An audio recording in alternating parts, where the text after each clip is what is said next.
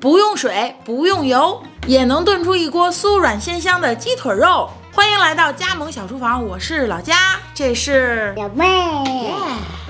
今天我要用电压力锅实现这道无水无油的炖鸡腿儿，再教大家用炖好的鸡腿肉拌一道凉菜——麻辣鸡腿肉。你说麻辣鸡腿肉？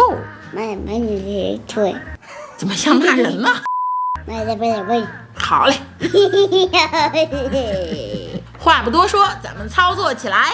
拜拜。第一步就是给鸡腿调个味儿，先放一点柠檬汁，可以软化鸡肉，让炖出来的鸡肉更软嫩。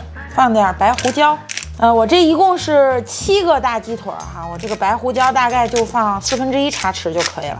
再来1茶匙的蜂蜜，1茶匙的蚝油。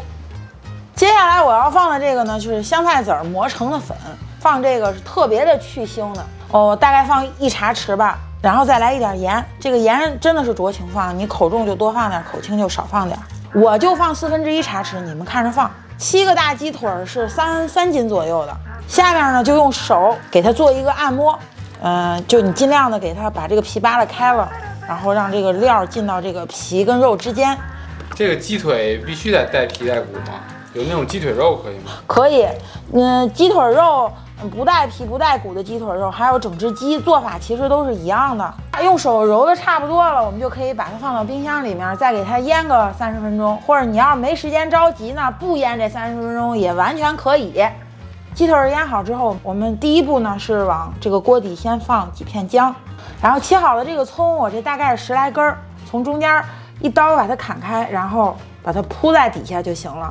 然后这里呢，我要强调一下，我说的这个无水无油呢，是不额外的添加1滴水和1滴油。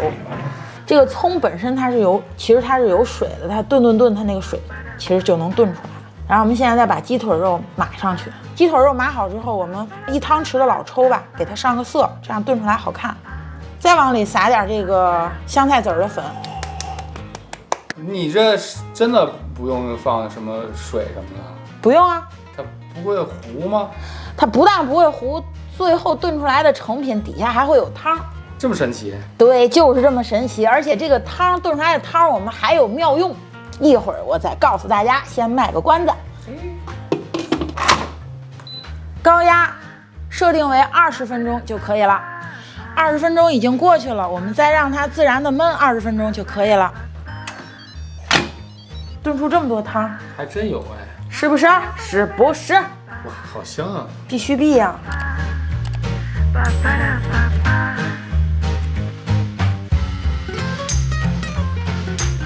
好，我们现在把拆下来的鸡腿肉用手撕一下，随便撕一下就好，轻轻的撕，因为它已经非常的软烂，非常的酥烂了。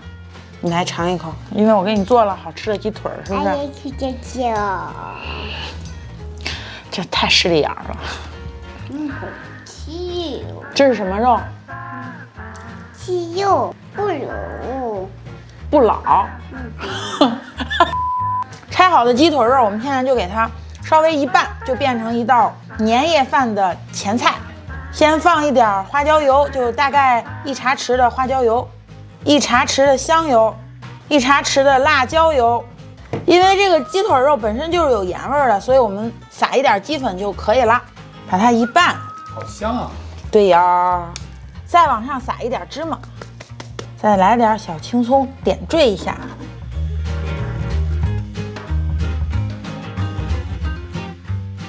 刚才给大家说到那个炖出来的那个鸡汤自有妙用，妙用在哪儿呢？你把它放在冰箱里冷藏1晚上，它就变成了肉皮冻。这个肉皮冻能干嘛呢？比方我们过年包一个饺子呀，包一个馄饨，小汤包，对，小汤包啊，然后还有包馄饨呀，里边都可以放上这个，吃起来一口咬下去，然后那个汁儿就爆开了，而且非常的香。主要是它这个汁儿太香了，它是真正的浓缩的精华。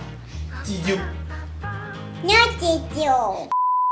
这个也是一道比较适用于减肥的菜。那鸡皮就不要了吧？对，如果你减肥的话，你就不要买带鸡皮的肉了。但是你就是整个制作过程是一模一样的，就是大家看我拆鸡肉的过程，已经知道我这个鸡肉有多么的酥软酥烂了，但是吃起来口感会更给你一个惊喜。